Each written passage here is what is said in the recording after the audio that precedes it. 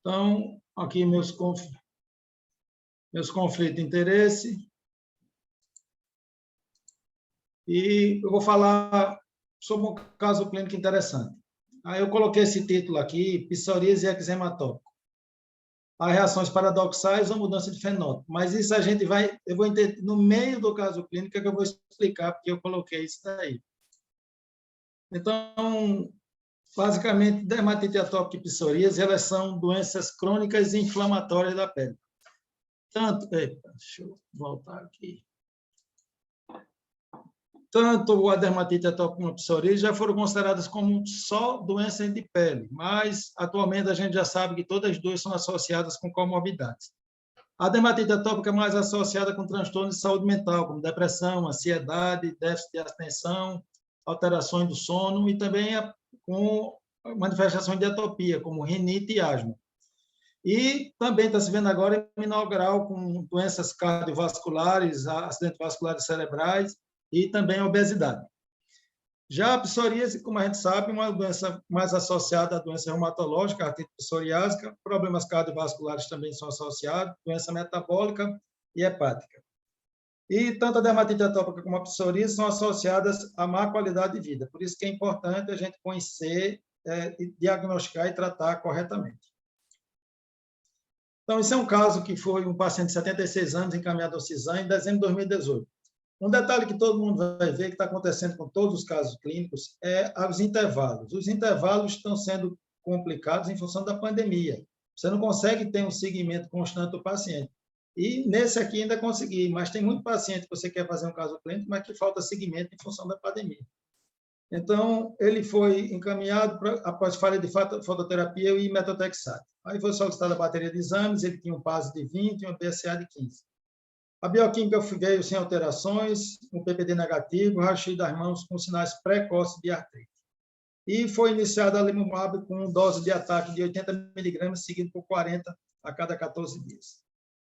Então, aí o paciente, quando chegou, você vê as lesões clássicas de psoríase nos cotovelos, nos antebraços, nas mãos, e essa característica interessante que é essa hiperplasia mamária, que é muito comum em quem tem psoríase. Aí a visão das mãos do paciente, das lesões nas mãos. Aqui uma visão das lesões no braço, mostrando as lesões clássicas da psoríase em placas, nas áreas extensoras dos braços. Aqui outra foto mostrando outro aspecto das mãos, você vê as placas de psoríase. E aqui as lesões de couro cabeludo e essa calva aí que depois muda um pouquinho. Então, em março de 2019, o paciente retorna para a controle clínico. E ele dizia que as lesões tinham cedido completamente. Aí você vai ver que realmente o paciente tinha limpado. Você vê que as lesões dos antebraços e cotovelo praticamente não são vistas. Aqui são as mãos, o detalhe dos cotovelos, praticamente sem lesão. E a gente teve um PASI aí de praticamente 100. E as lesões nas pernas também que tinham desaparecido. Aí, mais detalhes, as mãos e as unhas dos pacientes. Aí, em fevereiro de 2020, depois de um certo tempo, o paciente retorna com piora. Ao exame, você nota um padrão eritrodérmico e muito prurido e já com liquenificação. Então, foi decidida a troca para biológico para o anti-L17, o secukinumab, o Cosentyx. E, em dezembro de 2020, o paciente volta para avaliação, relatando já a persistência das lesões e piora no prurido. Então, no acompanhamento, em agosto de 2021, foi suspenso o secukinumab e começado a citratina e prednisona. E como ele tinha eritermia, aí você começa a investigar a eritermia e encaminha para o hematologista. Aí foi feita a tomografia de abdômen, que tinha só linfonodos e cadeia ilíaca bilateral. O hematologista, ele fez uma tomografia computadorizada de corpo, um mielograma e biópsia do linfonodo. E negativo para neoplasia. Então, foi feita também uma biópsia cutânea no serviço. Então, a biópsia veio com isso aí. Uma dermatite de interface do tipo liquenoide, ausência de atipias celulares, que é o que a gente estava pesquisando, e uma dermatite perivascular superficial, psoriasiforme espongiótica e microvesicular, bem parecida com eczema. Então, o paciente volta eritrodérmico, vocês estão vendo aí, não tem lesão de psoríase, mas tem uma liquenificação muito pronunciada, principalmente assim, no dorso das mãos você vê e nos cotovelos. Aí, para ver as mãos do paciente, a liquenificação e o aspecto da unha, como a unha modificou durante a eritrodermia.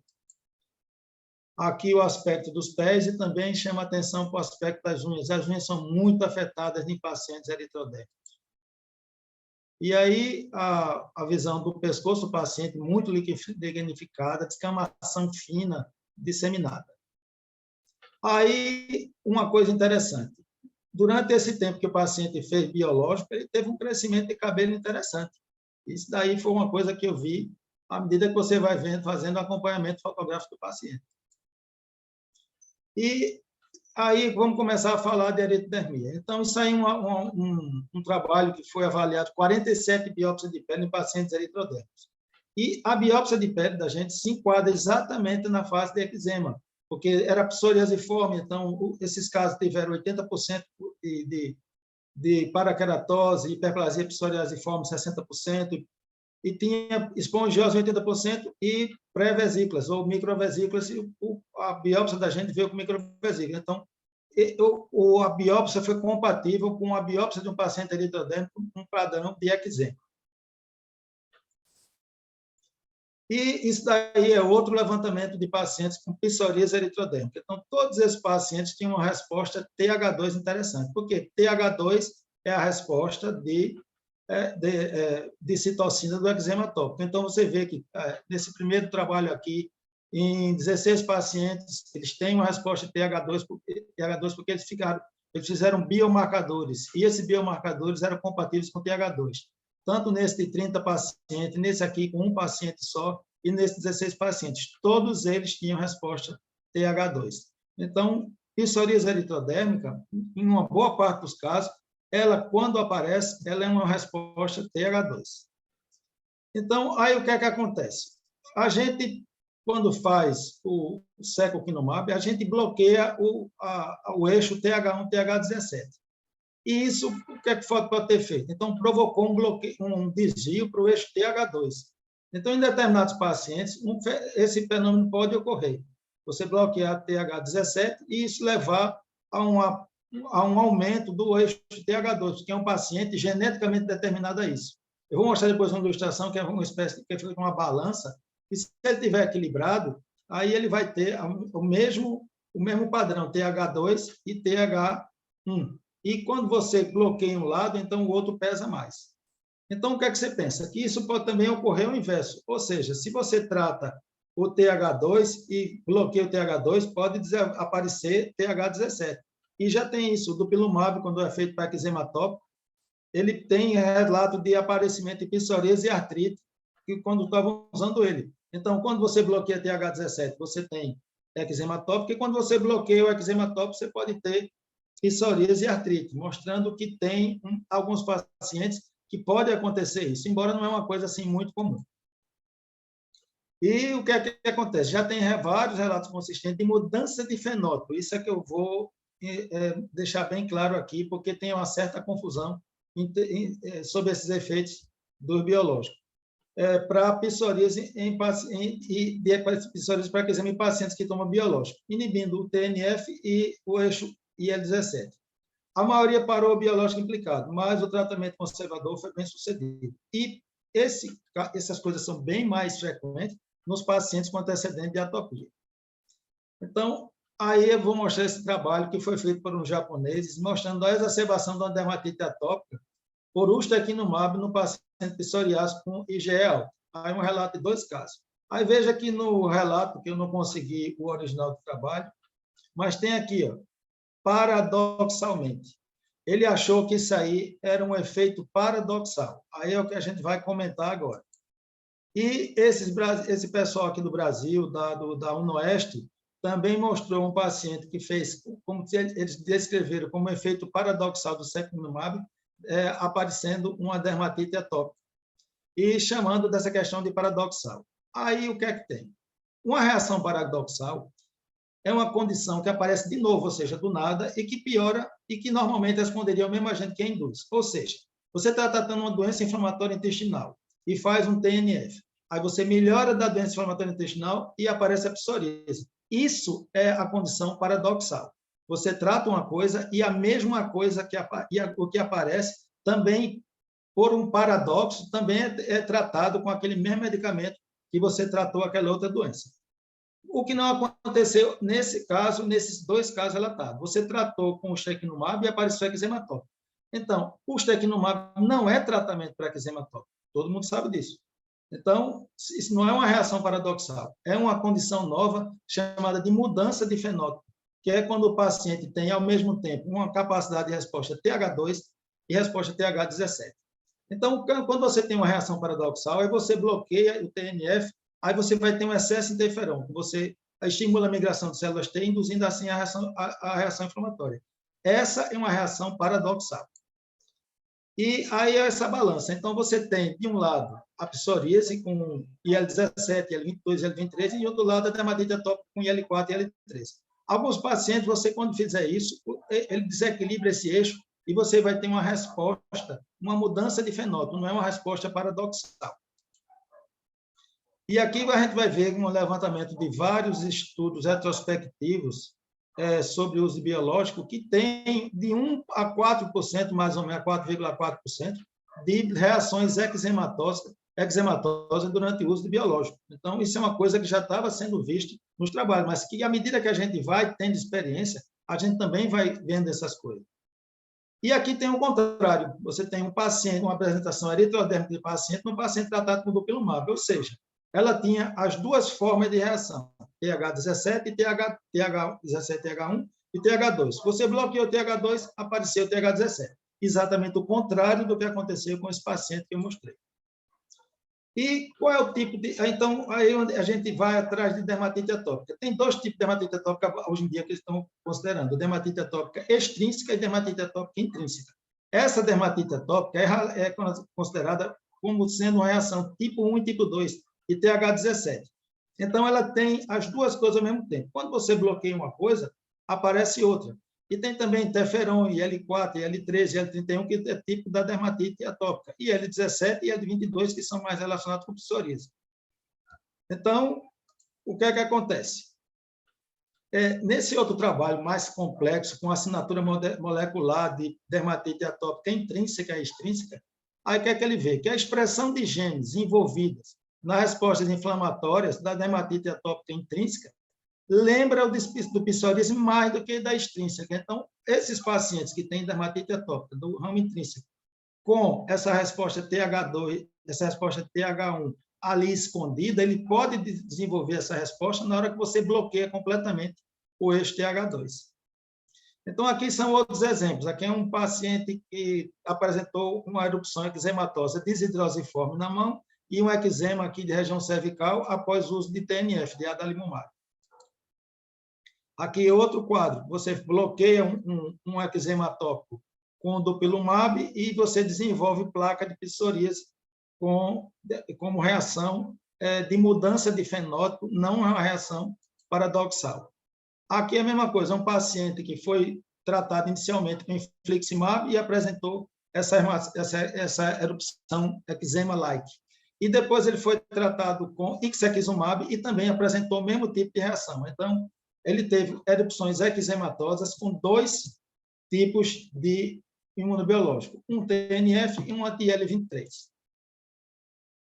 E aqui o que a gente tem é pacientes que têm, ao mesmo tempo, eczema atópico e psoríase.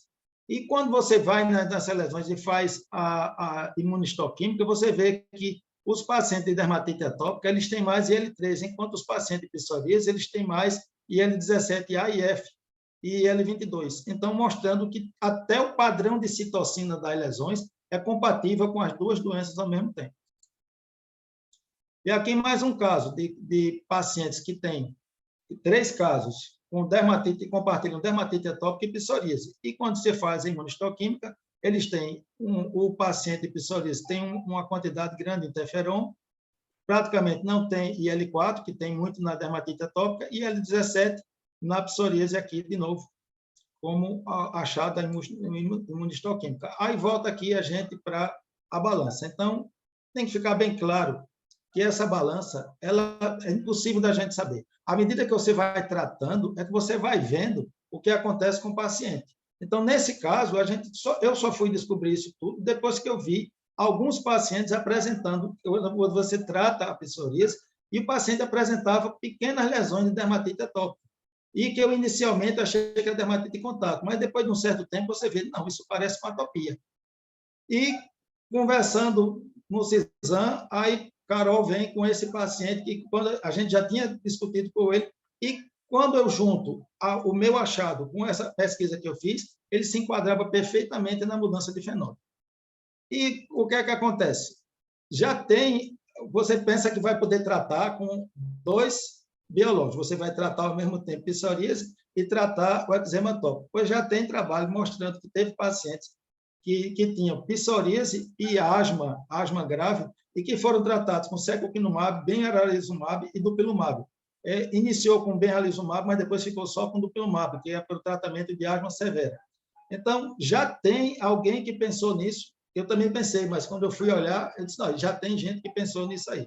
Então, esse paciente agora, a gente vai tentar resgatar ele da eritrodermia com ciclosporina, porque ciclosporina bloqueia tanto TH1 como TH2.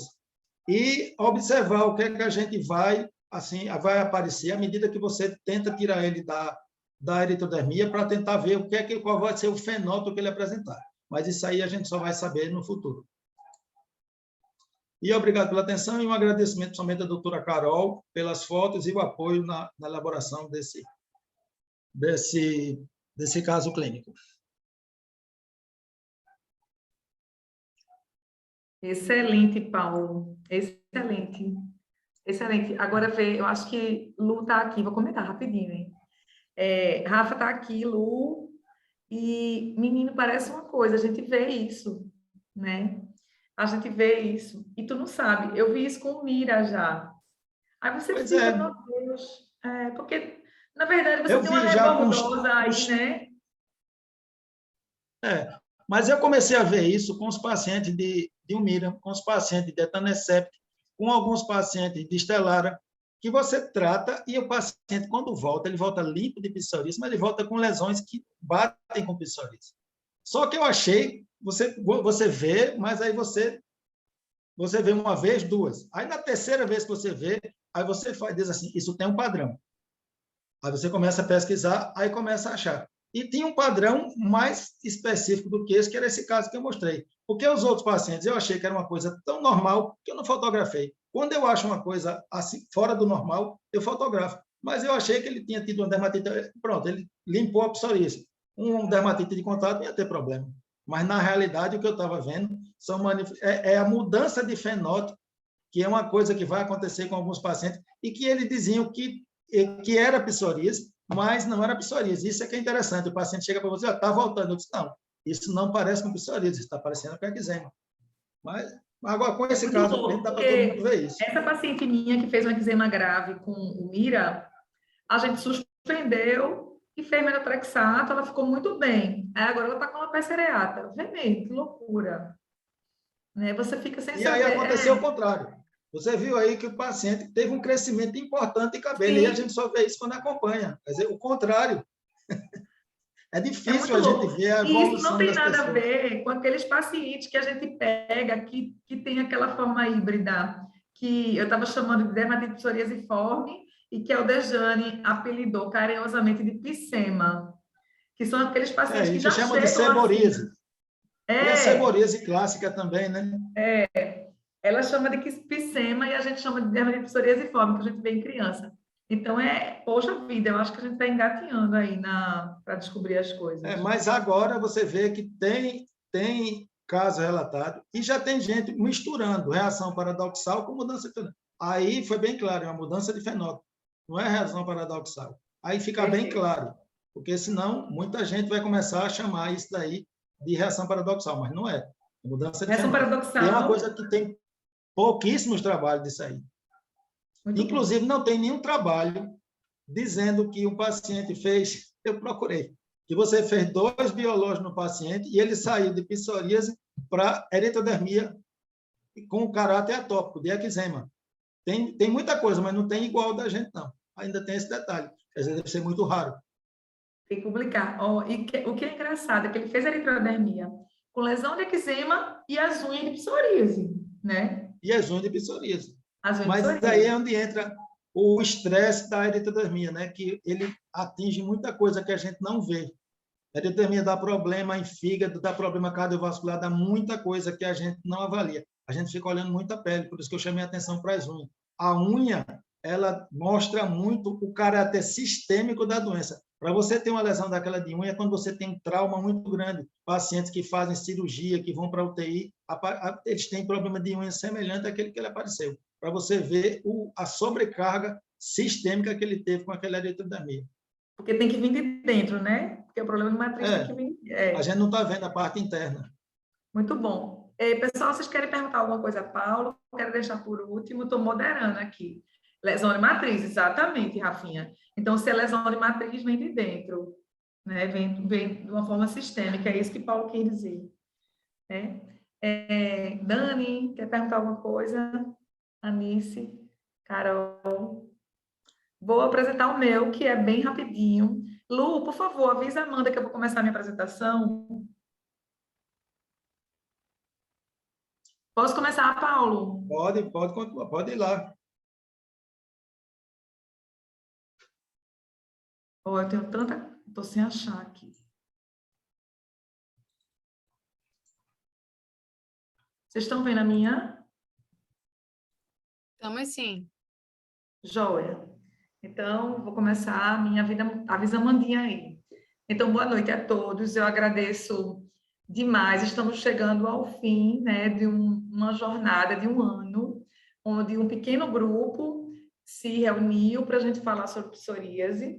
É realmente um grupo pequeno, mas eu vou parafrasear o Dr. Mauro Nokihara, com quem eu estava esse final de semana, e ele fala o seguinte: ainda que eu impacte uma pessoa, né, eu estou cumprindo minha missão. Então, ainda que eu e Paulo contagiemos uma pessoa sequer com essa nossa paixão, a psoríase, eu estou muito feliz. Então, agradecer ao Instituto Autoimune pela oportunidade. Eu acho realmente que foi um projeto inédito, um projeto que se propôs a discutir casos clínicos e a discutir com vocês individualmente, né, esses casos. Obrigada, Autoimune. Queria agradecer a Novartis também. Então, a gente estava falando sobre isso hoje, uma parceria ética com a indústria que proporciona educação médica continuada, né, que a gente pode estreitar laços entre a medicina, o ensino e a indústria de uma forma muito, muito legal, né? Muito com compliance muito tranquilo.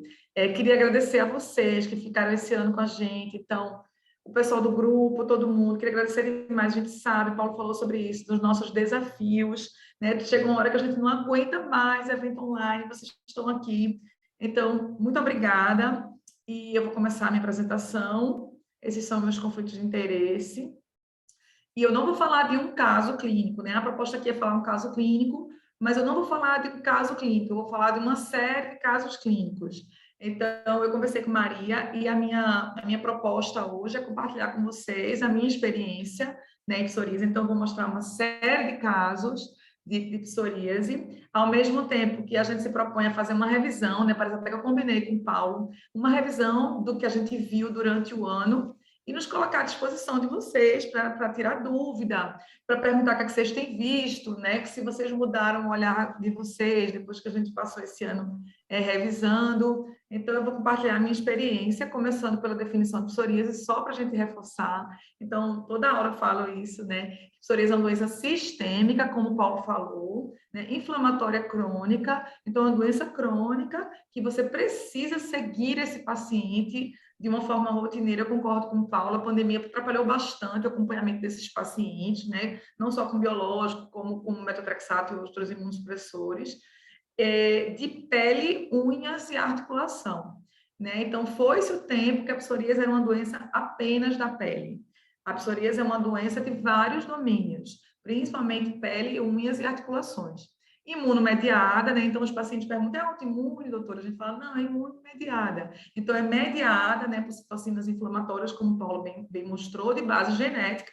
Então, você tem que ter a genética, a imunologia e os gatilhos com grande polimorfismo de expressão clínica. É aí onde entra a importância nossa de dermatologista, porque o grande polimorfismo de expressão clínica se dá principalmente na pele, né? Então, a gente vê todo tipo de lesão de pele, como o Paulo bem mostrou aí. Então, é para a gente que esse paciente vai chegar. A maioria dos pacientes abre o quadro com doença de pele, eles vão nos procurar, e o olhar dermatológico para dar o diagnóstico de psoríase é de extrema importância para a gente fazer a diferença na vida desses pacientes.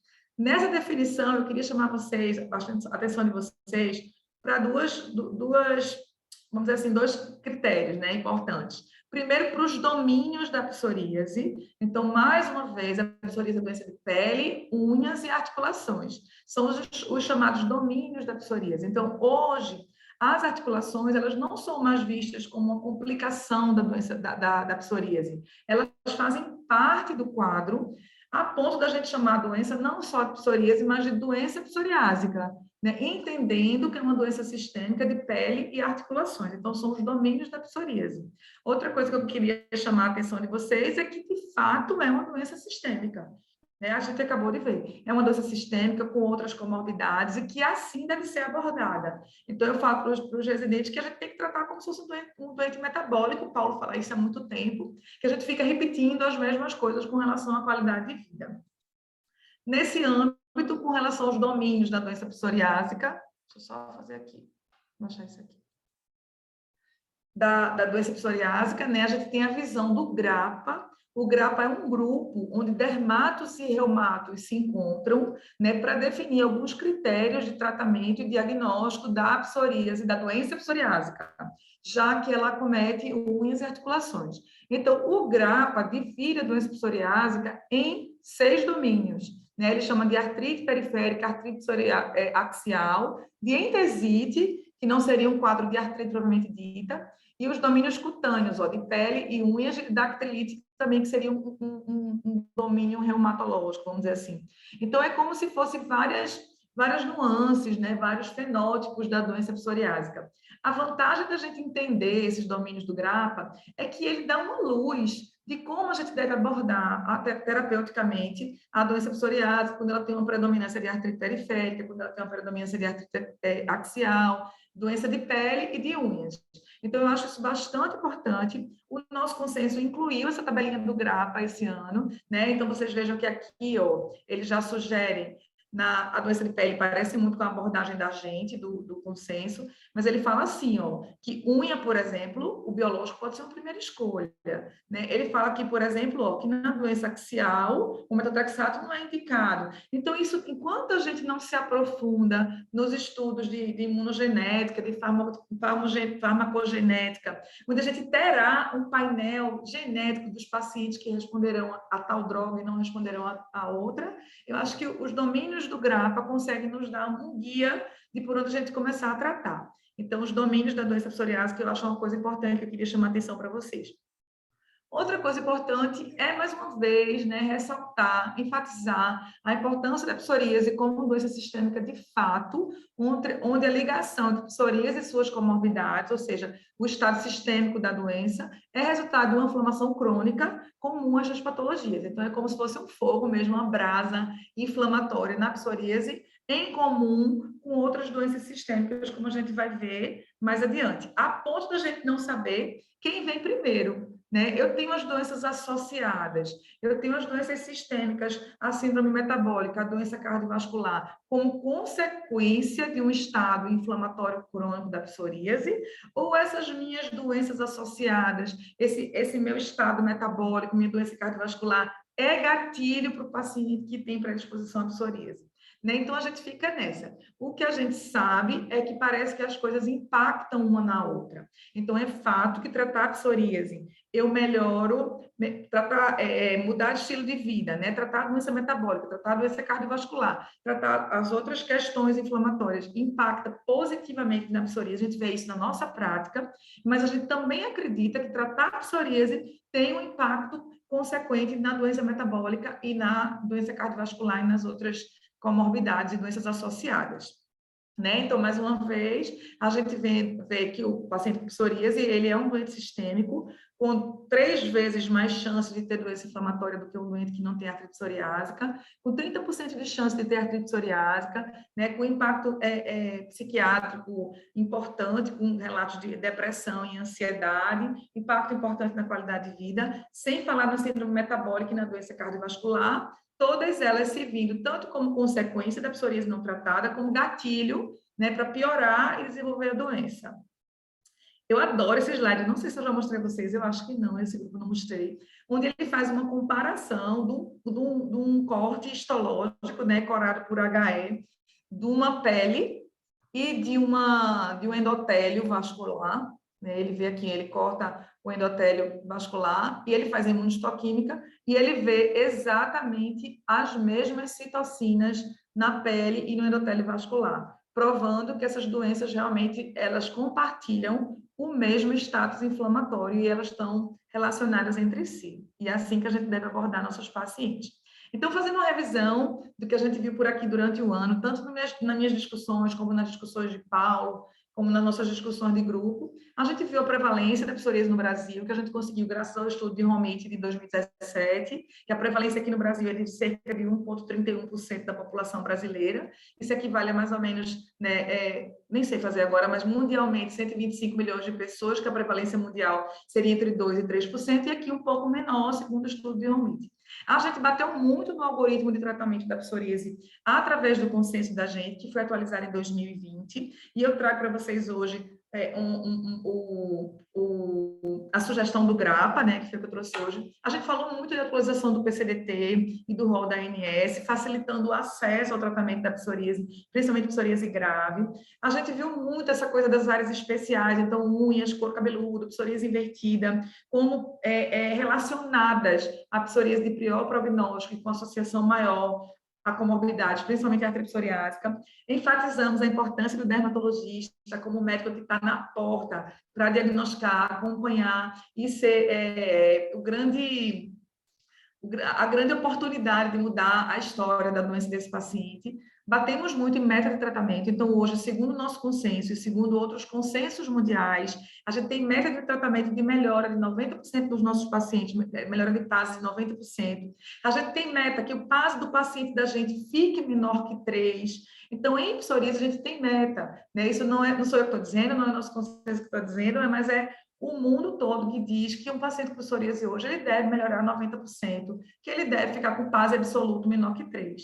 A gente discutiu também aqui durante o ano todo, caso grave, caso refratário, a gente viu psoríase pustulosa, a gente viu psoríases graves com falhas em número de tratamentos, mas também durante o ano a gente pôde ver a importância do tratamento convencional, que ainda funciona, né? Não é porque a gente tem o advento dos biológicos, não é porque a gente aumentou a meta de tratamento com os biológicos, que a gente não vai usar a ciclosporina, como o Paulo vai usar agora, que a gente não use metotrexato. A gente mostrou ainda, durante esse ano de discussão, que os pacientes continuam respondendo a outras drogas, né? A gente só aumentou o arsenal.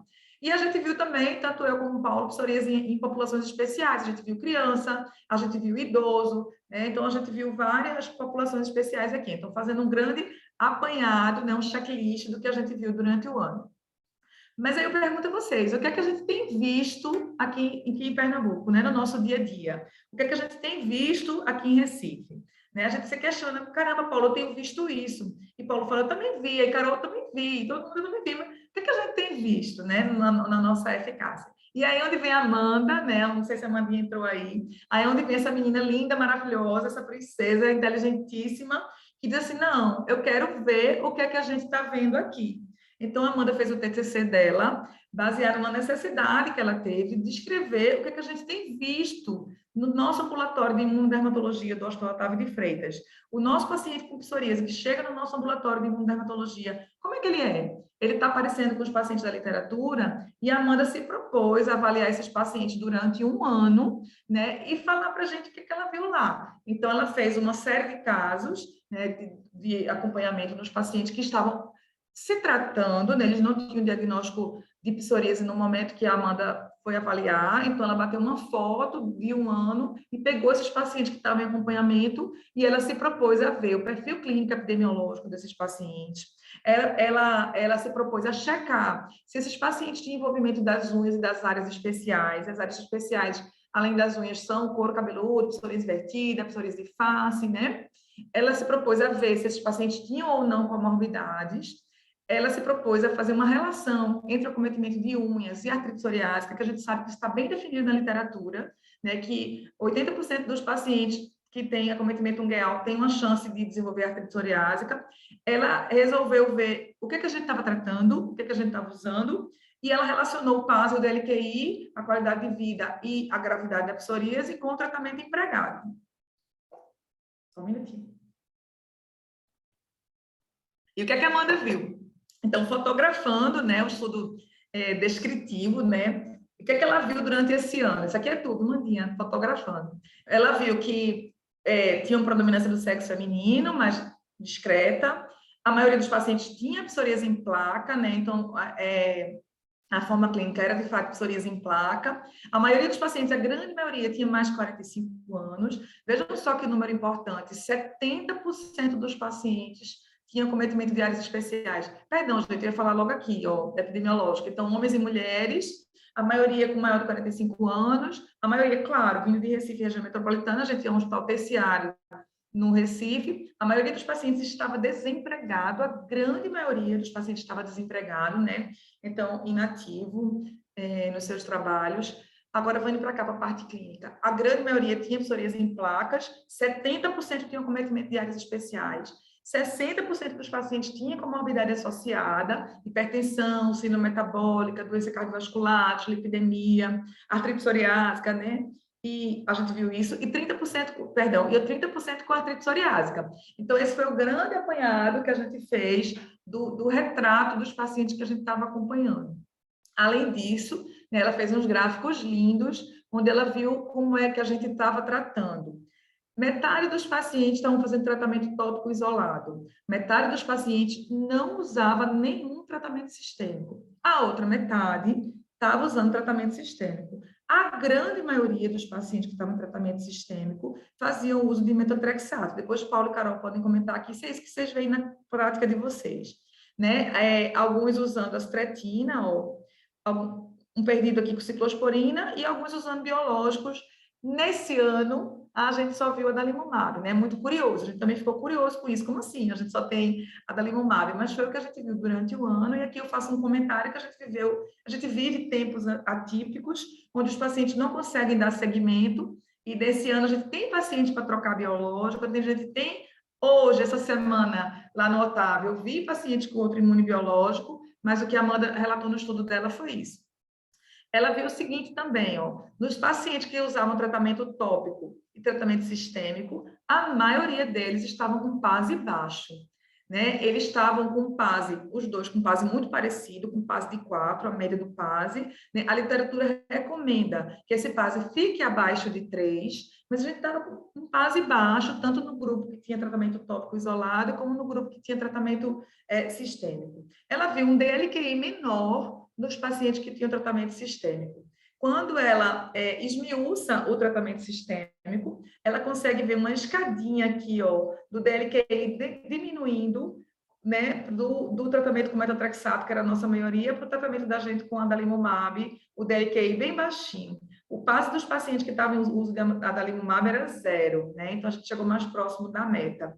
O PASI dos pacientes com astretina, ciclosporina também era baixinho, e os pacientes com MTX tinham um PASI maior. A gente não consegue dizer se isso tem uma significância estatística, porque nosso trabalho é um trabalho realmente descritivo, né? Um trabalho que a gente só está relatando o que a gente viu, mas assim, a gente tem outros pacientes, outros residentes que estão aqui, que se propõem a continuar o trabalho de Amanda e fazer disso um grande estudo observacional, com grandes métricas, como a gente já combinou que vai fazer. né? Então, com relação às considerações principais do nosso trabalho, a gente foi surpreendido com uma pequena amostra. Então, a gente não acredita que a gente só tenha 36 pacientes tratando psoríase no Otávio de Freitas, né? A gente tem bem mais pacientes tratando. O que aconteceu, a gente acredita que foi, de fato, a pandemia. Uma outra reflexão que a gente fez lá no Otávio é que esses pacientes são crônicos. Então, pode ser que a gente tenha uma impressão que são inúmeros, que são muitos, que eles batem na porta da gente, mas de fato eles se repetem, né? Os pacientes se repetem muito, a gente conhece a história dele, conhece o número, então é uma característica muito da doença crônica, né? E a gente se surpreendeu também com um pequeno número de pacientes em uso imunobiológico, a gente sabe que a realidade não é essa, né? A gente tira por inúmeras LME que a gente preenche de paciente batendo, mas assim, no estudo de Amanda a gente só realmente relatou esses.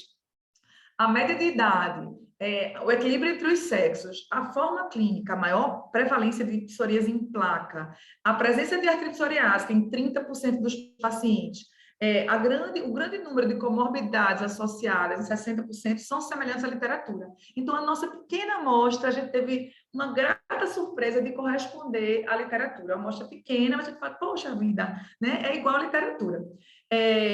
Os pacientes com PASI muito elevados e em uso imunobiológico, de fato, deverão ser a minoria, de acordo com a literatura e de acordo com o nosso estudo. Então, a literatura diz o seguinte, que a maioria dos pacientes tem PASI baixo, tem psoríase leve. 80% dos pacientes, eles têm PASI menor que 10.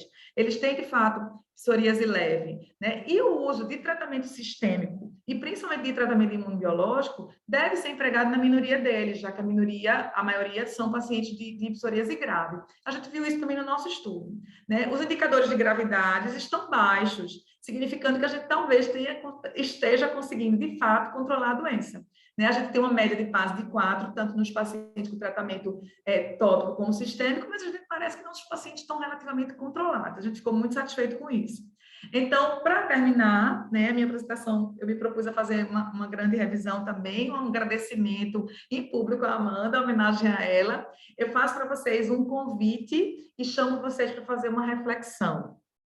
O convite que eu faço a vocês é que atendam, acolham, tratem o paciente com psoríase. E eu trago um slide que eu trouxe no nosso primeiro encontro, que psoríase é uma doença frequente, né? Que você lidar com imunologia, com a visão sistêmica da psoríase e das outras doenças crônicas, como o Paulo trouxe para cá, é uma tendência, esse vai ser o nosso futuro, ainda que o nosso paciente tenha acesso a tecnologias, a telemedicina, a gente vai fazer a diferença, porque esse paciente vai precisar ser olhado como um todo, né? Então, a gente vai conseguir fazer a diferença para o paciente com psoríase, a gente vai conseguir impactar a qualidade de vida dele. Eu fico muito feliz que em psoríase a gente tem meta de tratamento, né? Além do tratamento com psoríase, gente, possibilitar uma coisa que a gente às vezes esquece.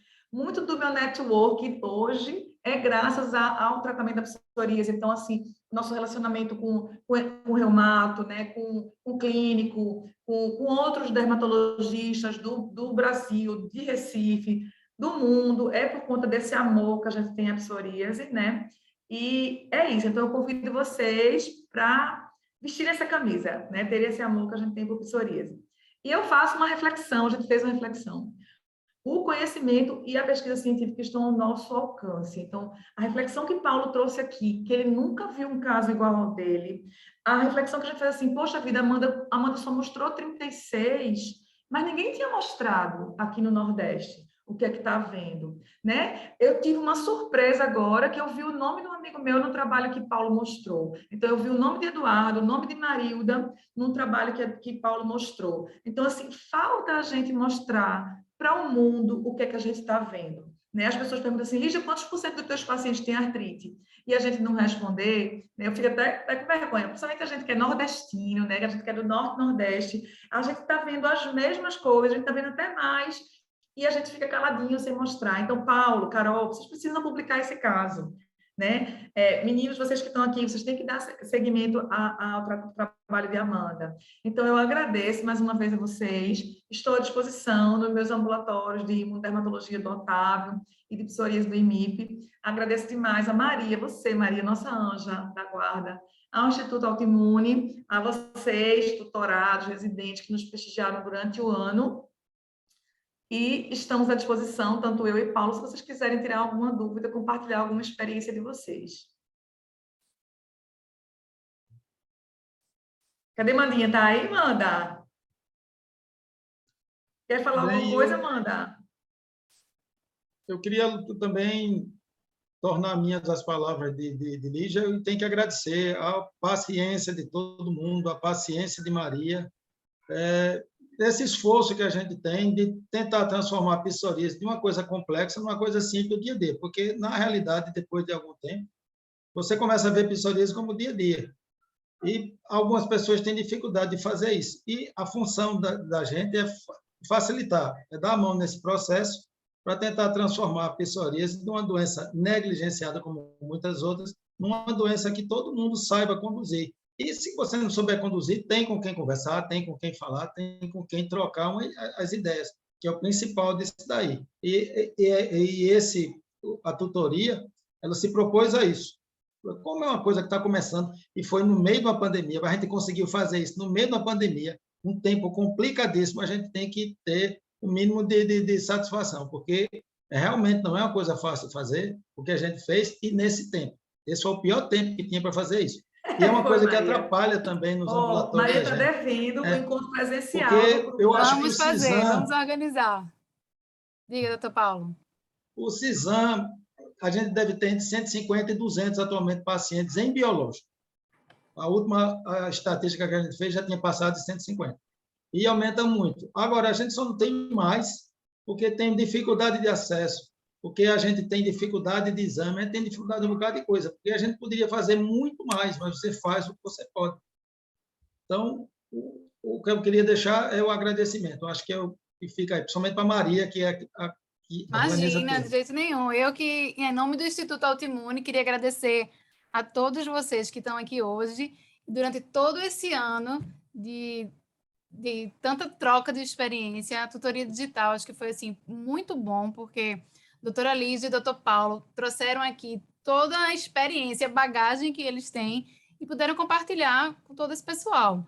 Então, assim, nós agradecemos o Instituto Autoimune, que agradeço muito também a Novartis pelo apoio, mas, assim, a todos que durante todo esse ano aqui se disponibilizaram para estar aqui, para discutir, falar e conversar sobre a psoríase. Realmente, assim, foi muito bom. E dizer que o Instituto Autoimune está aberto. Isso tem que ser falado, né? Sem Autoimune e o Novartis, a gente não conseguiria fazer isso aí. Muito obrigado pelo apoio dos dois. Obrigada a todos vocês. Falou aqui, alguns pacientes tinham um diagnóstico recente e ainda não tinham iniciado tratamento. Por isso que o passo ficou um pouquinho maior, né? E ela está falando que não consegue abrir o áudio. Ah, tá na UTI. Tá certo, Mandinha.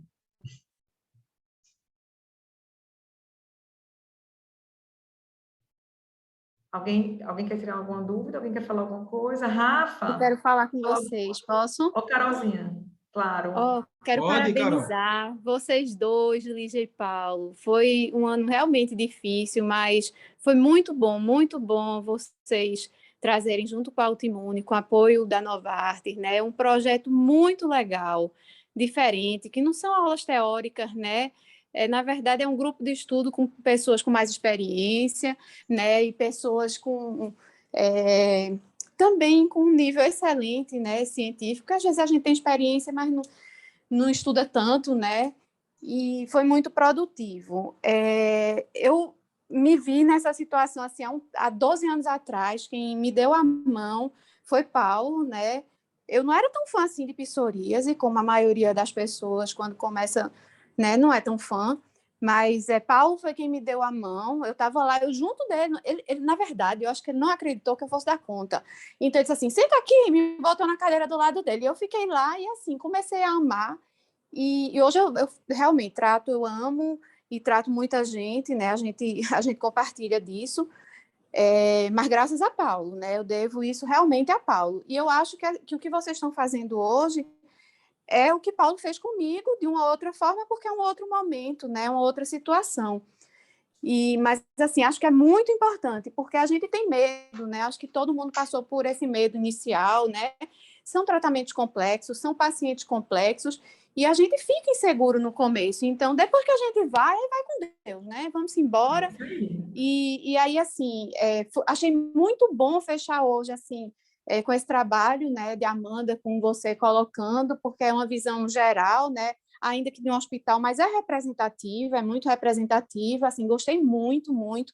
Também curti muito, Paulo, colocar esse caso, porque a gente vê que, por mais que veja, por mais que bata, todo dia tem coisa nova e coisa que a gente só descobre quando está ali em cima, olhando, observando. A gente penou com esse paciente, né? Foi um paciente que perdeu, inclusive, muito peso. A gente fazia, pronto, o paciente está com linfoma, né?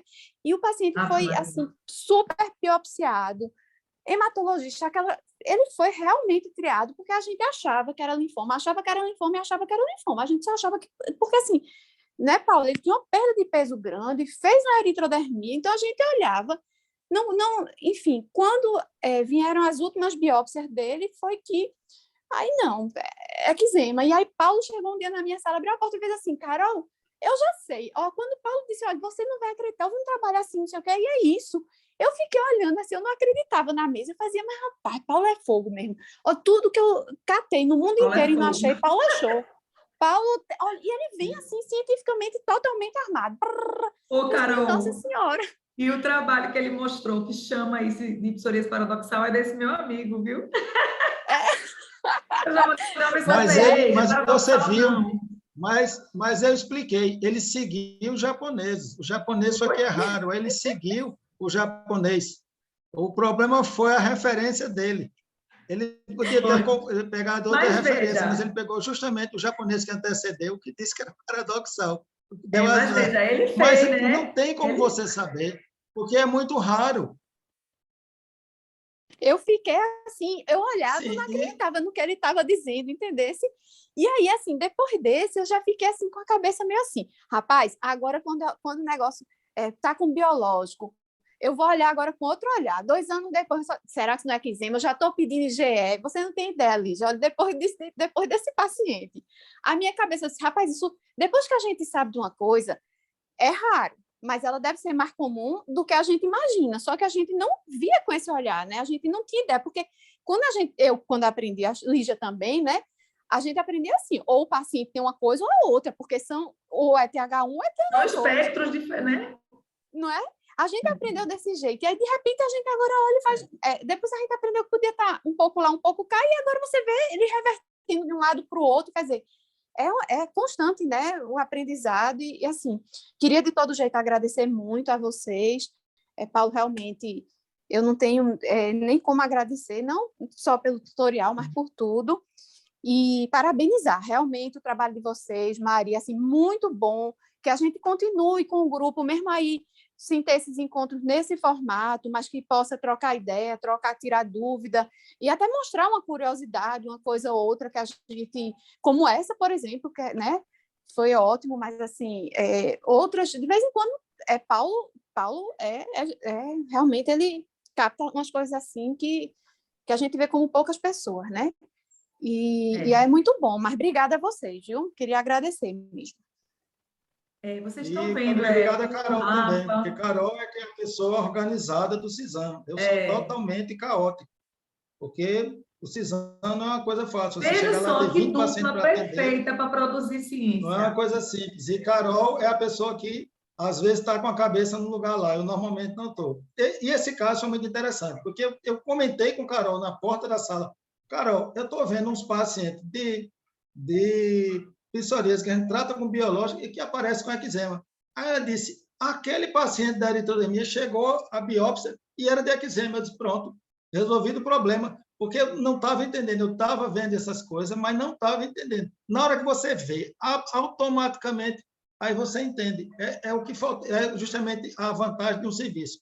Então, Carol, que eu já ensinei algumas coisas, daqui a um tempo ela vai estar me ensinando um monte de coisa também. Isso aí é modéstia dela, porque ela já está dominando isso aí tudinho. E às vezes ela vê as coisas antes de mim. Rapaz, eu posso ver agora, entender do seu jeito, só você, meu amigo, só você. Vocês são mais organizados do que eu. A vantagem lá no CISAM é que tem um desorganizado e tem o resto é organizado. Ô, Lígia, mulher, né, Lígia? A gente às vezes faz, né?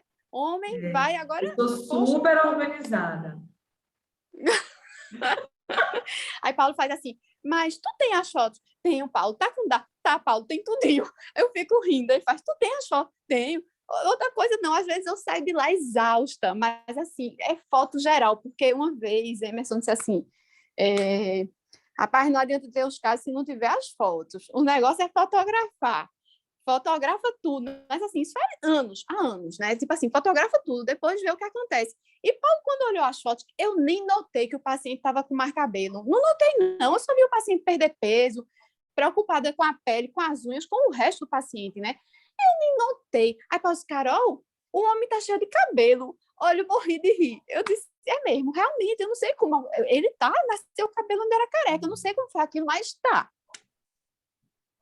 Vai entender. E eu acho que o Enfim, pessoal obrigada, da família viu, viu Lígia e isso. Paulo. Alguém vai perguntar o que Beijo, é que Eva. ele fez. E a gente Beijo, sabe beijo. que cresceu o cabelo, mas não sabe a razão. A melhor parte é essa.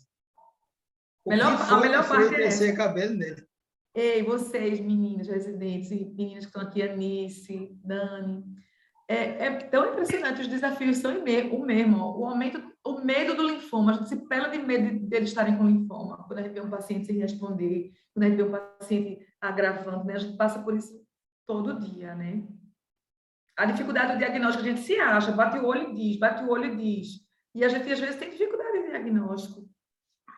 Então, é E o isso. medo de tratar, né? A gente achando que podia ser linfoma, não dava para fazer esse cosplorina nele. Não E podia o tempo fazer. passando, né, Paulo? O tempo passando, e o homem ruim, a família vinha Tratando todinha com pacitretina e ele. prednisona.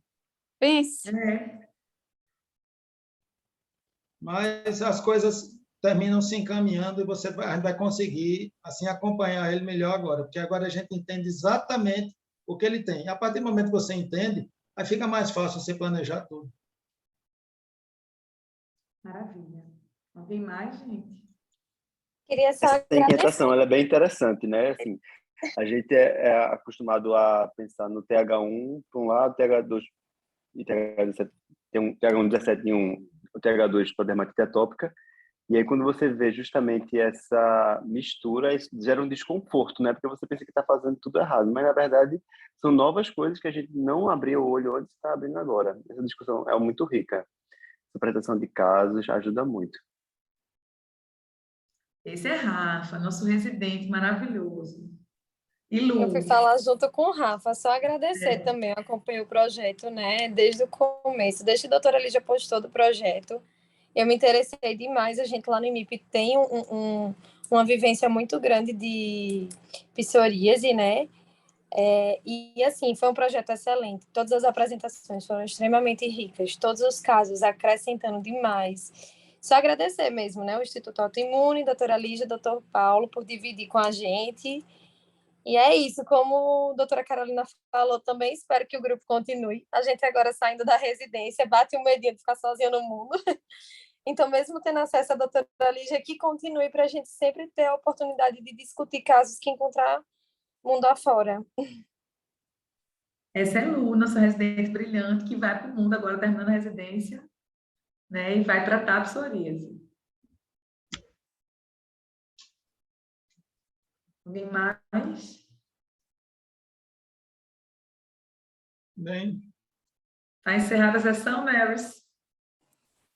Está encerrada, assim. Queria novamente agradecer a vamos todos ver. mais uma vez e dizer que o grupo vai ficar aberto, realmente, porque é muito importante deixar essa rede de relacionamento, de troca de experiências. E o Instituto Autoimune está aqui, de portas abertas para todos vocês. Quem tiver alguma ideia, novo projeto, alguma pesquisa, estamos aqui disponíveis e ansiosos, aguardando também novidades de vocês. Assim, podem nos pedir, que nós estamos aqui disponíveis. Excelente. E as aulas ficarão gravadas, então quem quiser acessar no site do Instituto Autoimune, todas as aulas durante todo esse ano estão gravadas. É só entrar lá e tirar todas as dúvidas. E estamos aqui. Muitíssimo obrigada. E é isso. Boa noite, gente. Obrigada. Nice, beijo, saudade. Boa noite. Mais uma vez, obrigado a todos. Tchau, Lígia. Tchau a todos. Tchau, Carol. Tchau, Paulo. Tchau, Carol, Lu, Rafinha, Dani. Manda. Tchau, obrigado, foi ótimo. Tchau, Pessoal, boa noite. obrigada. Tchau.